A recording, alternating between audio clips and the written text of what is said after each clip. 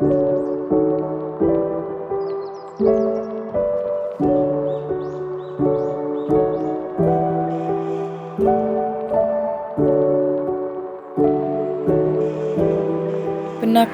dan penetrasi bangsa Eropa ke Asia Tenggara terjadi sepanjang berabad-abad, dimulai sejak abad ke-16 hingga awal abad ke-20. Faktor utama termasuk eksplorasi perdagangan dan keinginan untuk memperluas kekaisaran dan pengaruh kolonial.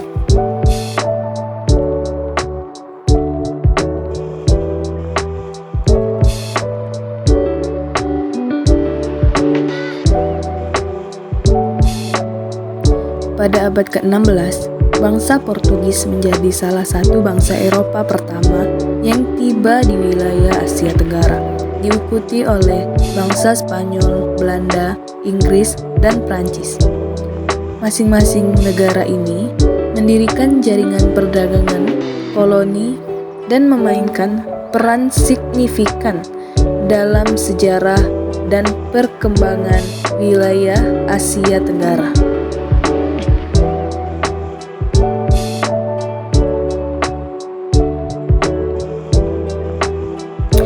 Perkembangan ini membawa banyak dampak, baik positif maupun negatif, termasuk perubahan ekonomi, budaya, dan politik. Pada akhirnya, proses kolonisasi Eropa di Asia Tenggara berdampak besar pada perkembangan modernisasi dan transformasi wilayah tersebut.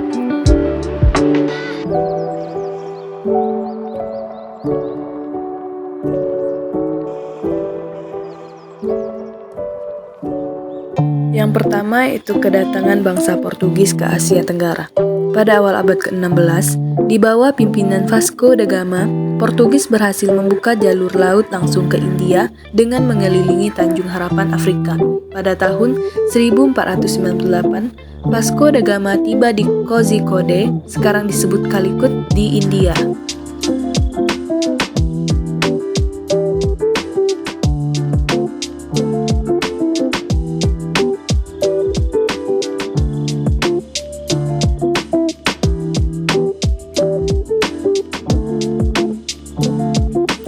Pada tahun 1511, di bawah pimpinan Alfonso de Albuquerque, Portugis menaklukkan kota pelabuhan penting Malaka, yang merupakan pusat perdagangan rempah-rempah utama di wilayah ini. Penaklukan Malaka memberikan Portugis kendali atas jalur perdagangan rempah-rempah di antara Timur Tengah, India, dan Tiongkok.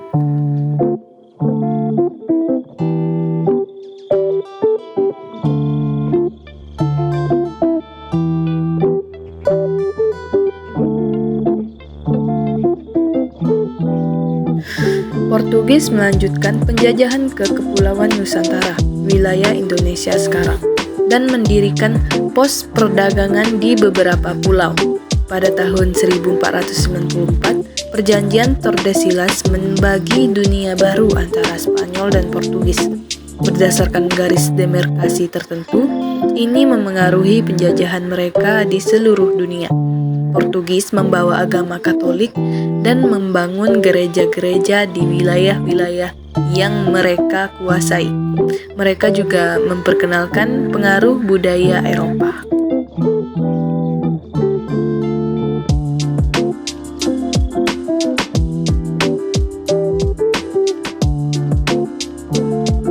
Meskipun awalnya berhasil, pengaruh Portugis di Asia Tenggara mulai surut seiring dengan meningkatnya persaingan dengan negara-negara Eropa lainnya, seperti Belanda dan Inggris. Meskipun penjajahan Portugis di Asia Tenggara berlangsung selama berabad-abad, pengaruh budaya dan sejarah mereka masih dapat dilihat dalam beberapa aspek masyarakat dan arsitektur di wilayah ini hingga hari ini. Yang kedua yaitu kedatangan bangsa Spanyol. Spanyol adalah salah satu bangsa Eropa pertama yang mencapai wilayah Asia Tenggara. Mereka tiba di Kepulauan Filipina pada tahun 1521 di bawah pimpinan Ferdinand Magellan. Meskipun Magellan sendiri terbunuh dalam pertempuran Mactan, setelah Magellan, penjajahan Spanyol lainnya, Miguel López de Legazpi, berhasil menaklukkan Kepulauan Filipina pada tahun 1565. Ini memulai era penjajahan Spanyol di Filipina yang berlangsung hingga tahun 1898.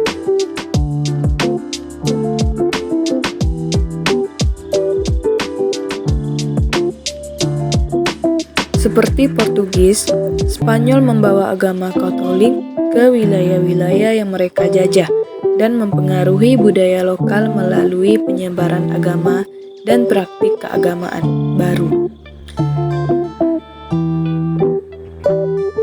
Spanyol mendirikan koloni-koloni kecil di wilayah-wilayah yang sekarang termasuk Malaysia, tetapi fokus utama mereka adalah di Filipina.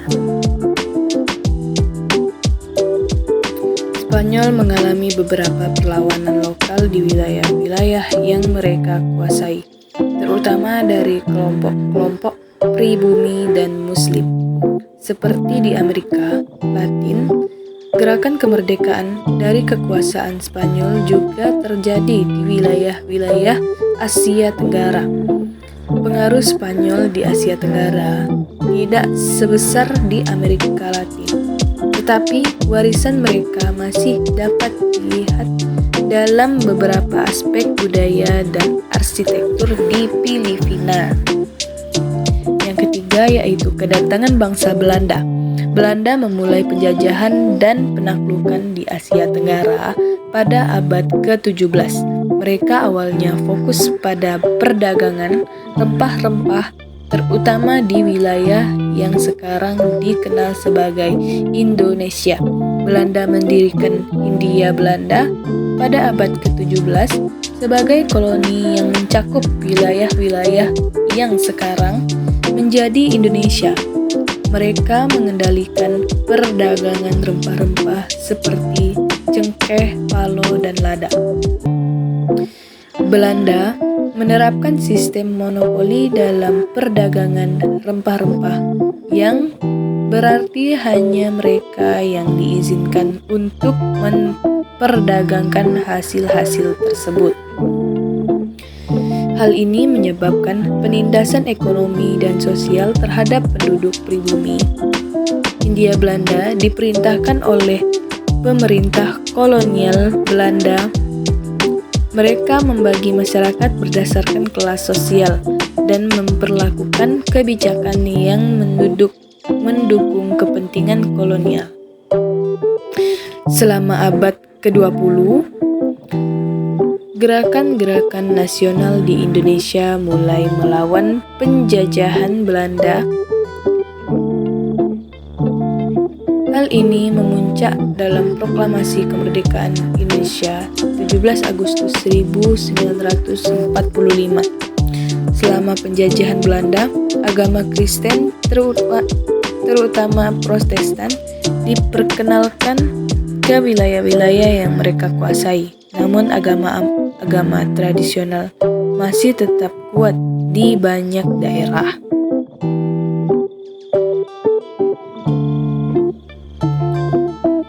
Meskipun Hindia Belanda tergolong koloni terbesar di dunia, warisan mereka tetap terasa di Indonesia hingga hari ini. Ini termasuk dalam hal sistem hukum, ekonomi, dan beberapa struktur sosial.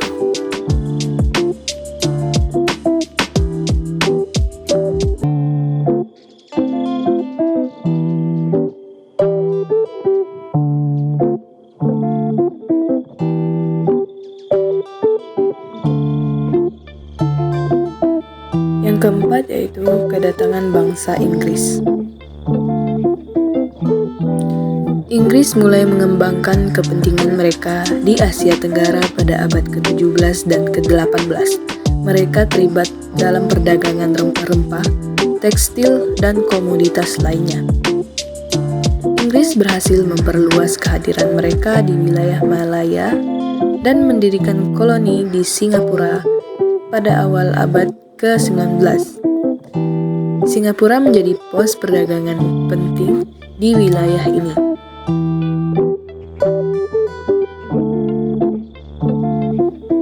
Selain Asia Tenggara, Inggris memiliki kepentingan besar di India. Mereka mendirikan India Britania yang mencakup wilayah yang sekarang meliputi India, Pakistan, dan Bangladesh.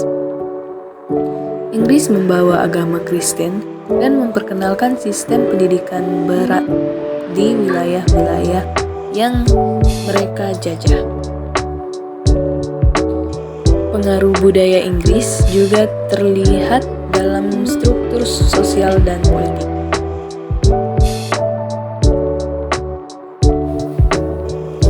Inggris mendapatkan kendali penuh atas perak di Malaysia setelah perdamaian Pongkor 1874 dan atas Selangor setelah perjanjian Brunei 1874, memperkuat pengaruh mereka di Semenanjung Malaya. Inggris menaklukkan Burma, sekarang yang menjadi nama Myanmar pada abad ke-19, yang berlangsung setelah berbagai konflik dan peperangan.